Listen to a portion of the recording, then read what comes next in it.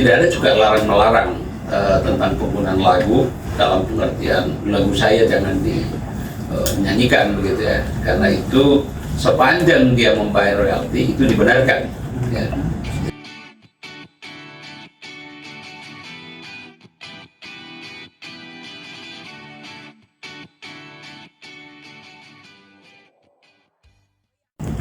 Mekanisme royalti dalam hukum kita hanya melalui LMK dan LMKN, tidak ada yang lain.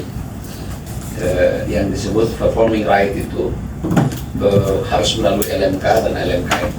Kalau di luar itu tidak ada lembaga yang diberikan oleh undang-undang.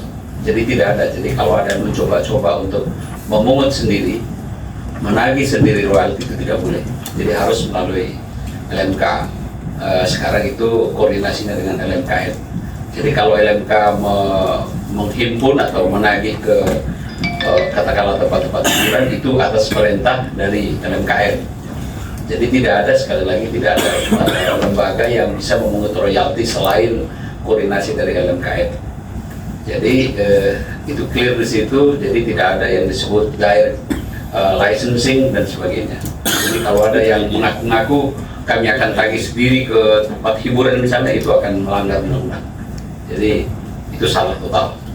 Yang kedua, bahwa royalti ini memang harus dipertanggungjawabkan, menghimpun walaupun sekarang belum maksimal, tapi sudah diusahakan maksimal dengan perangkat-perangkat yang ada.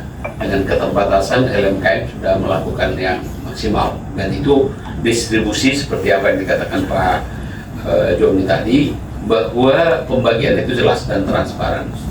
Pembagiannya itu yang konkretnya itu ada di LMK, bukan di LMKN. Jadi kita tidak menyentuh kepada para pencipta atau para hak terkait. Kita tidak menyentuh itu langsung. LMKN itu hanya mengirim uang ke mereka, royalti ke mereka, dan mereka nanti akan membagi sendiri kepada anggotanya. Jadi kita tidak bersentuhan dengan perorangan di sini. Jadi jelas di situ bahwa di media sering disebutkan LMKN itu tidak transparan membagi, begitu ya. Itu tidak mungkin karena kita akan bagi itu langsung ke LMK. Dan yang ketiga, yang terakhir, bahwa tidak ada juga larang-melarang tentang penggunaan lagu dalam pengertian lagu saya jangan dinyanyikan begitu ya, karena itu sepanjang dia membayar royalti itu dibenarkan ya. Jadi pakai tapi bayar dong. Tapi kalau tidak dibayar gimana? Urusan hukum dong jadinya. Kan begitu. Jadi hukum kita memang kita akan ingatkan supaya dia membayar. Kalau dia tidak dibayar ya itu berurusan dengan hukum. Ya kita akan lakukan berbagai upaya hukum supaya dia membayar. Sebab banyak yang tidak mau membayar kan sekarang. Apa yang dikatakan oleh Pak Yesi tadi, dalam dalam event-event itu masih banyak tidak membayar ya. Sampai sekarang apa yang menjadi contoh saja Coldplay ya, saya nggak tahu perusahaannya apa, mungkin mungkin Pak Yesi sudah ketemu, dan itu harus dibayar ya, harus dibayar. Kalau tidak dibayar kita akan tempuh upaya hukum, sebab semua ada tarifnya ya, ada pentarifannya. Kalau dia melakukan event seperti itu, berapa yang harus dia bayar, berapa ada acuannya, misalnya dengan tiket yang terjual dan sebagainya. Jadi secara hukum ini clear, tidak ada yang perlu dipersoalkan sepanjang masih belum ada perubahan peraturan, ya ini kita ikutin gitu ya.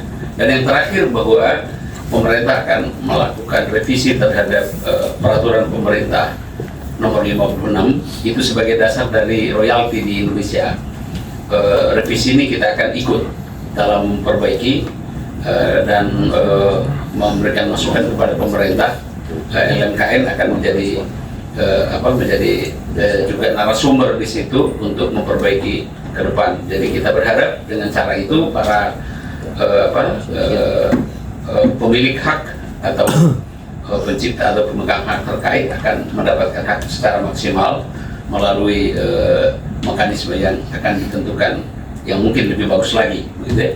Saya kira itu dari saya sebagai teman. Terima kasih.